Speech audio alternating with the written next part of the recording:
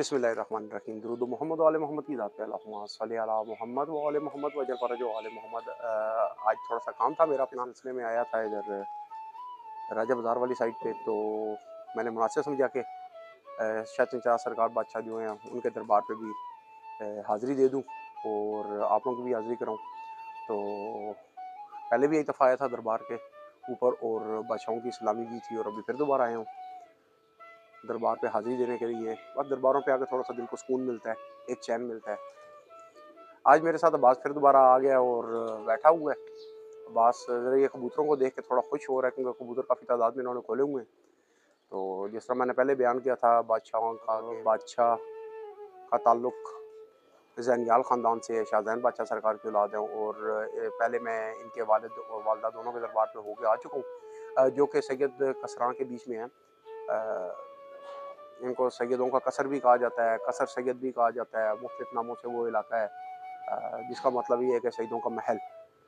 उसको फ़ानिया करबला भी कहा जाता है उस जगह को। वहाँ से बादशाह का ताल्लुक़ है, और बादशाह की वालिदा जो माई बिन्ते खातून है, उनके दरबार पे भी गया था और वहाँ की वीडियो मैंने बनाई, और फिर इनके वालिद जो शाह मलूक बादशाह सरकार है उनके दरबार पे भी गया था, वहाँ की भी वीडियो बनाई। शाह मलूक बादशाह सरकार का दरबार जो है वो अब्दुल खैर बादशाह सरकार के दरबार पे है, और जो माई बिन्ते खातून है उनका दरबार जो है वो शाह नज़र दीवान बादशाह सरकार के दरबार पे है, और जो बादशाह खुद है वो यहाँ पे मौजूद हैं। पिंडी शहर के जो कदीम दरबार हैं उन दरबारों में से ये दरबार है।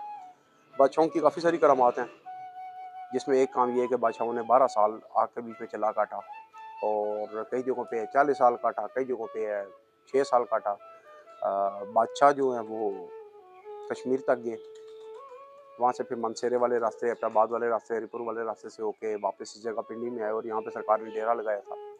तो सरकार की ये जो जगह सरकार ने मुख्तस की अपने रहने के लिए, बेसिकली ये बादशाहों ने मुख्तस नहीं की थी, ये उनको ऊपर से आर्डर आया था अब मोहम्मद वाले मोहम्मद की तरफ से कि वो यहाँ पे आके रुकें, यहाँ पे ठहरे, दीन की तबलीग करें, इस्लाम की तबलीग करें।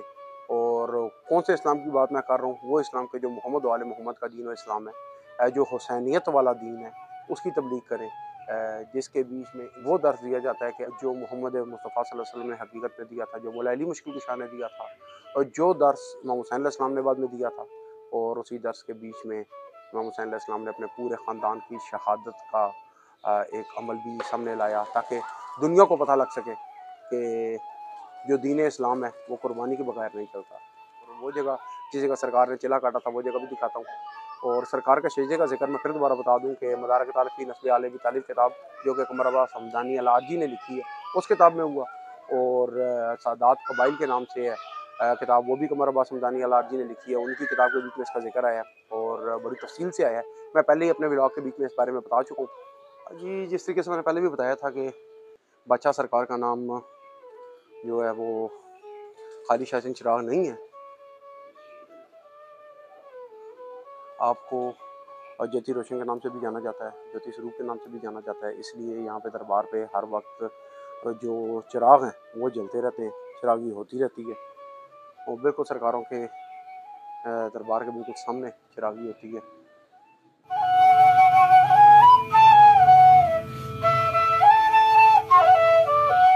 जी, इस वक्त दरबार की तज़ीम और रहाइश का काम चल रहा है, और दोबारा से दरबार के अंदर तैयारी की जा रही है, और उसी तरीके से मुल्तानी आर्ट वर्क के बीच में शीशे का काम किया जा रहा है, और इस वक्त जो बरादरान है वो मेहनत कर रहे हैं, और दरबार के अंदर ये तमाम काम सर अंजाम दे रहे हैं। दरबार के बीच में थोड़े से कबूतर भी आपको मैं दिखाता हूँ कि जिनके साथ बच्चे अटकेलियाँ कर रहे हैं और खेल रहे हैं।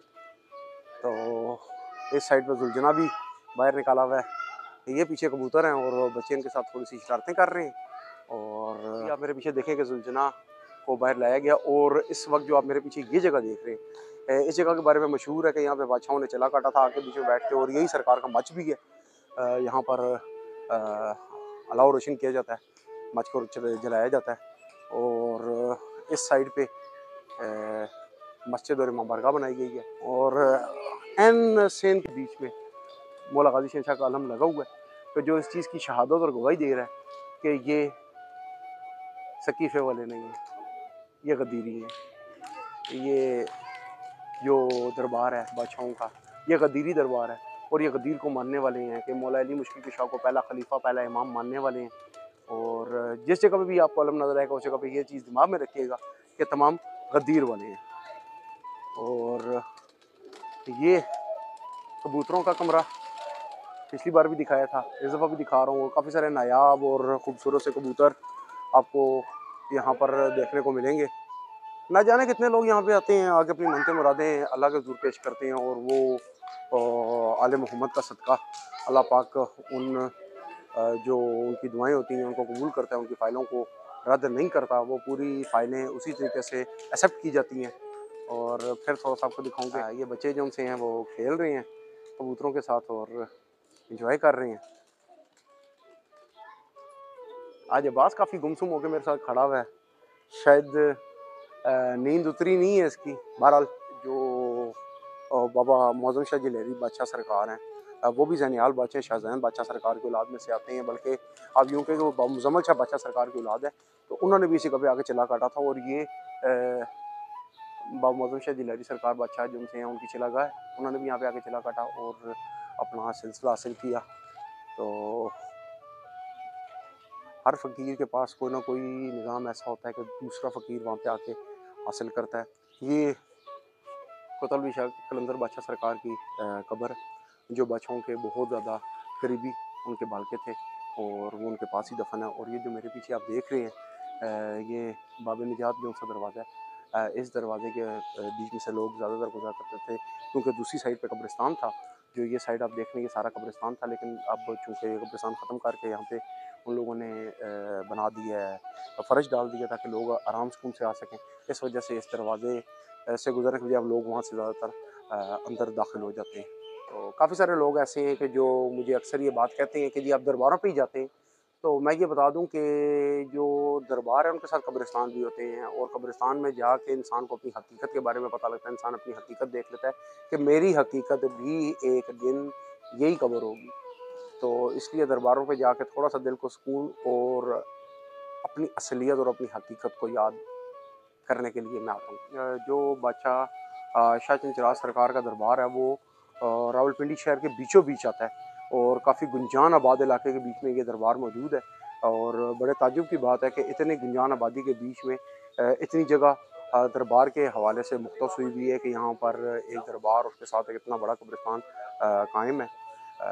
लेकिन चूँकि यहाँ पे आने जाने का रास्ता भी काफ़ी तंग है, तो इस वजह से यहाँ पे जो जुलूस निकलते हैं 10 मुहर्रम का, 20 सफ़र का और मुख्तलिफ जो मजालिस होती हैं उसके लिए काफ़ी तंगी होती है, क्योंकि गलियाँ काफ़ी ज़्यादा तंग हैं और आने जाने का रास्ता जो है वो काफ़ी मुश्किल है, तकलीफ़देह और पेचीदा सा है। लेकिन उसके बावजूद यहाँ पे मजालिस जो सी हैं वो कायम व दायम है और जुलूस माशाल्लाह अच्छे तरीके से और बेहतरीन तरीके से निकलता है।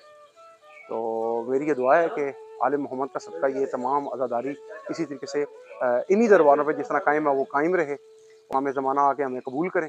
जी उम्मीद करते हैं कि आपको हमारी आज की ये वीडियो अच्छी लगी होगी। इंशाल्लाह जल्द अज जल्द मेरी कोशिश है कि बाबा लाल शाह सरकार जो मरी वाले बादशाह हैं उनके पास जाऊँ, बाबा लाल कलंदर बादशाह सरकार के, लेकिन उनकी तरफ से इजाज़त नहीं मिलती।